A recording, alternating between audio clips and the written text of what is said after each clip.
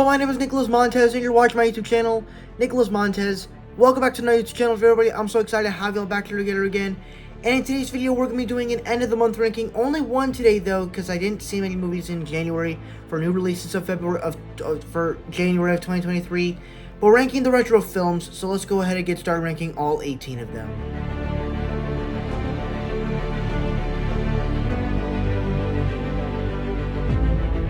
So this was actually the first movie that I saw this year, and it was just not a good film at all. It was just a terrible movie of doing this story, and like it's action packed. The special effects look great, but it's like it has sometimes people talking English, and the movie's literally almost 3 hours long. It's like 2 hours and 58 minutes. And the whole movie just does not make sense. It has a lot of dance numbers, a lot of action.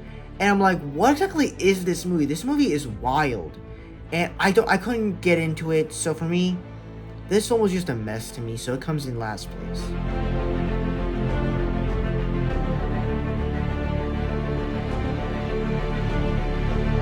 Alright, so for me, I was actually kind of interested in watching this movie.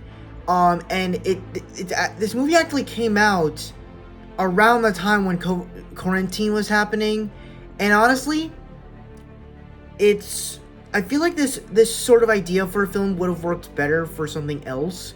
Like, I feel like they should actually make a movie where it's a zombie apocalypse film where you have this virus that started in 2020, and we spend the last maybe 2 years, where we just spend a year, where basically, I want there to be a movie where it just is basically 2020 as a whole, where everybody just deals with so much bad stuff. And it's just so humane. But at the same time, you spend the next couple of years and you defeat it. And you're able to solve all the problems. And really going back to normal life again. And I want to see a proper film of that. That's a zombie apocalypse film. But this film just not good. It feels like modern, but then it feels like old time movie. And it just does not work. Plus, the special effects are just terrible in this movie. So it just comes down to the bottom of the list, and it could have been better with the premise that it has.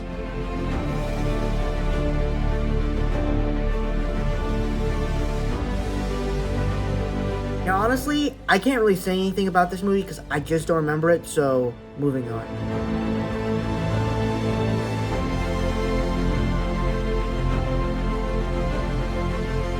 Now, this is another movie that I just don't know what it is, so just moving on.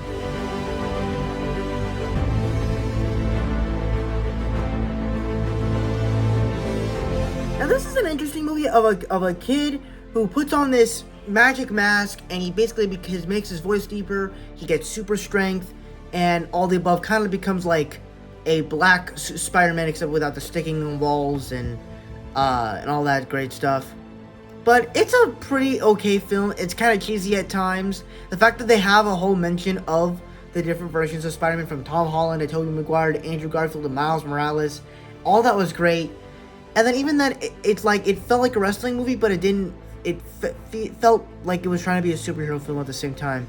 And I just didn't like that at all. Plus, the villain was pointless, I guess. And the movie itself was just okay.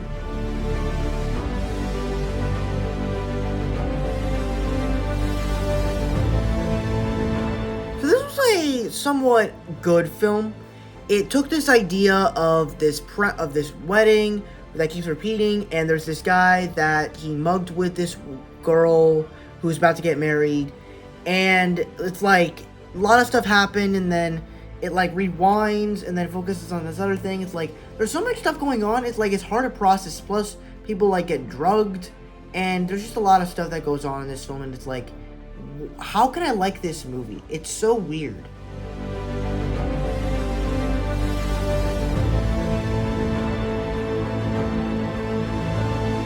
So this was another fine film, I guess. I loved the performance of the guy that played Buck from Ice Age. I forgot his name.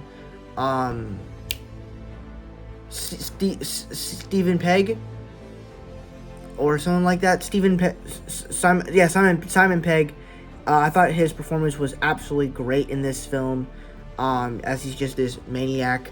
And overall, the film itself worked for what it was going for. I thought it worked well enough.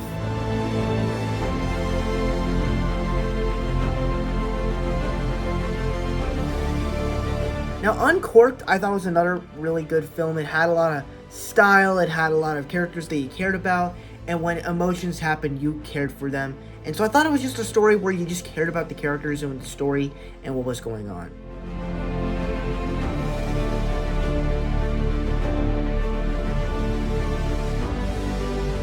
Now, obviously, when it comes to like documentaries that explain of stuff that we pretty much already know, this is a movie that I was actually interested because it's Martin Luther King. Every time we watch something of Martin Luther King, it's good, it's interesting. But the thing that interests me about this film is that in the year 2027, we're gonna be getting some footage or something of Martin Luther King and the FBI. I'm guessing that's what it is, which I'm interested to see what that's all about. I don't remember what exactly we're gonna see. But I'm interested in what we're going to be seeing.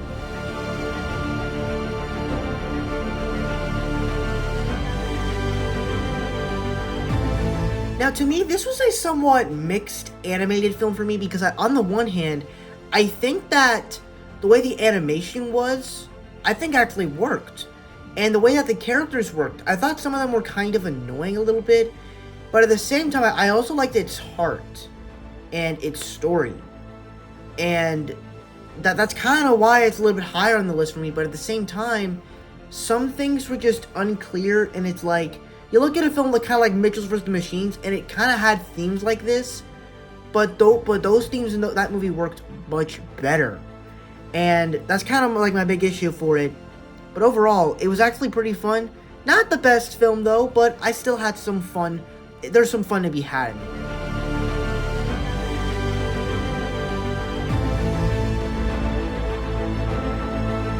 Now, of all the films I was going to watch this month, this was definitely the film I was most excited for. First off, stars Chris Hemsworth, so you gotta put a big thumbs up for that.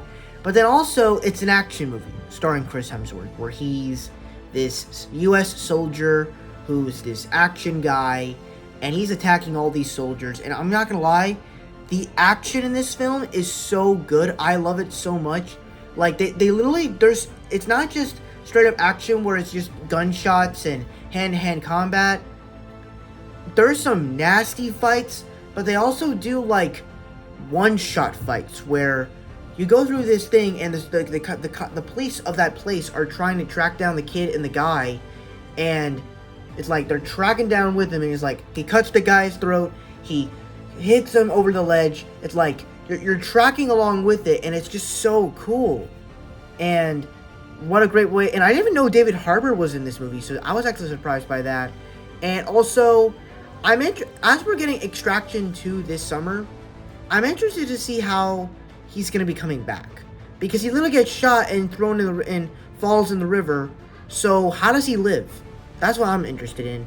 But overall, I thought this was a very action-packed film, and it actually had a compelling story with the kid and Chris Hemsworth's character.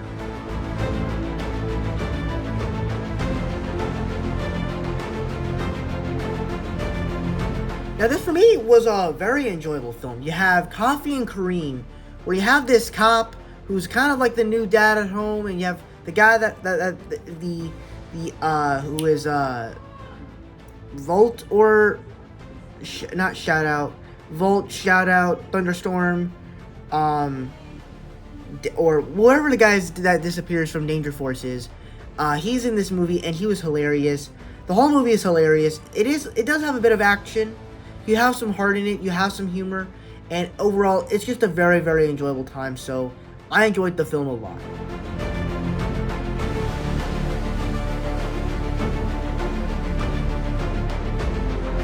Now, for me, this was a film that I honestly just really, really enjoyed. Where it's like the whole film, you're just like contradicting, like, oh man, you hate what these girls are doing, and you just want to see these guys escape. And even when the cop and the mom comes back home, it's like, oh man, like the fact that she's lying, and it's like, you don't need another reason. Can you just leave already? God, like, you feel that. and it's like you feel the tension, and honestly that's just the thing that makes this film so good. So I really like it about this film.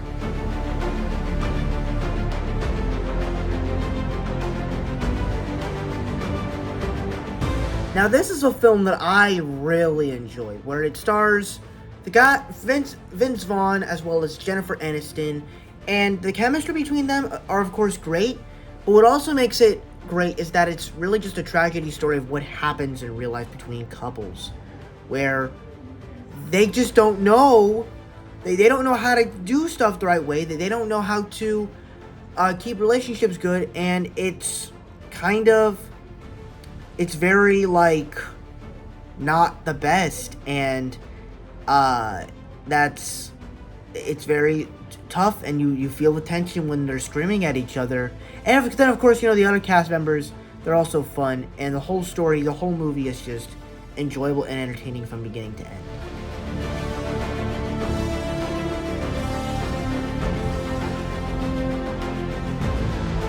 Now this was a film that I was actually really excited for because I heard a lot of great stuff for it, and I mean, it's just a great film. I mean, first off, the acting of Anthony Hopkins is just so good. The fact that he's able to cry and emote, just absolutely fantastic, and have all these hallucinations. But then also you got like, you got all these sequences where something happens, and then you're watching it in just a normal film, and then it happens again, and I'm like, what's really going on here? And the fact that this whole film just takes place in this one house is so great. So that's genius filmmaking right there.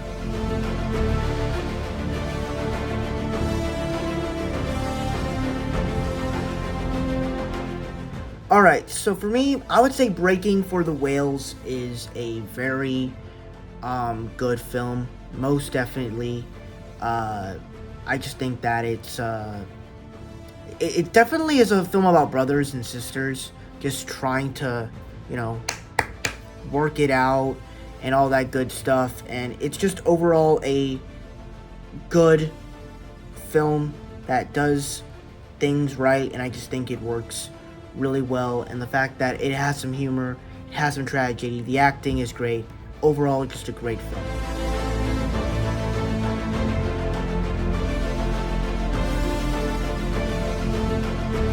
Alright, so starting out with this movie, I was like, I'm not liking this too much.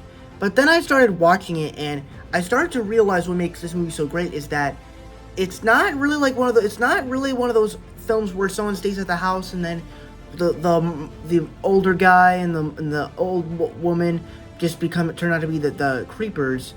They're actually nice people, and they actually do care, and stuff in their life happens, and they have to deal with it, and it's just a very exciting story that has some love in it, that has some history, and overall, it's just a film that I absolutely loved, and I really liked it.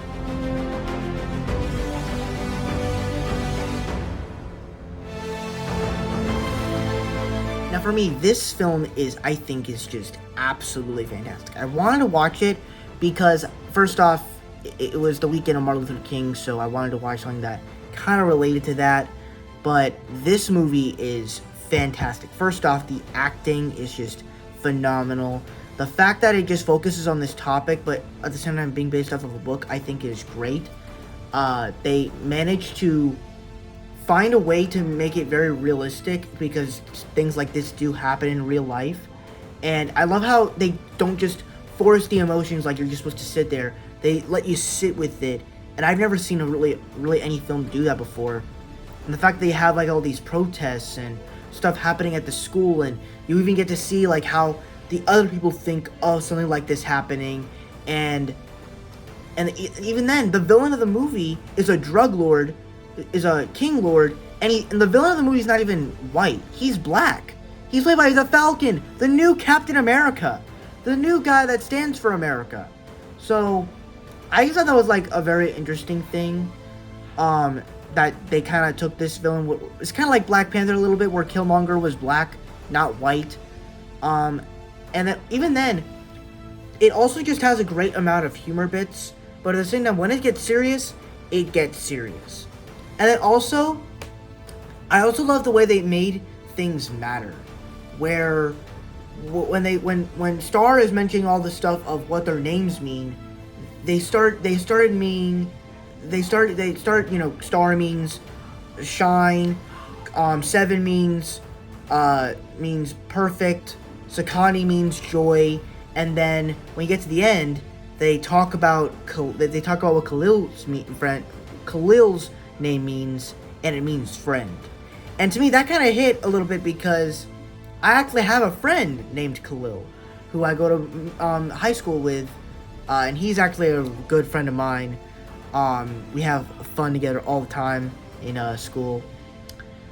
And so yeah, that kind of hit a little bit. And then even then, earlier in the film with Khalil and Star, they were mentioning about the Harry Potter wands.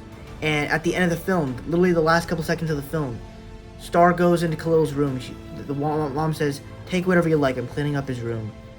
She goes into the drawer, and she finds the Harry Potter wand that he said that he threw away, but he actually kept it after all those years. And that's satisfying. I loved that. So for me, it comes in at number 1 as my favorite retro film of January of 2023. And that's my ranking. Thank you guys so much for watching. I really hope you enjoyed. Don't forget to like, comment, and subscribe. All my social media stuff is in the about section over there. And I'll see you guys in the next video. Bye-bye.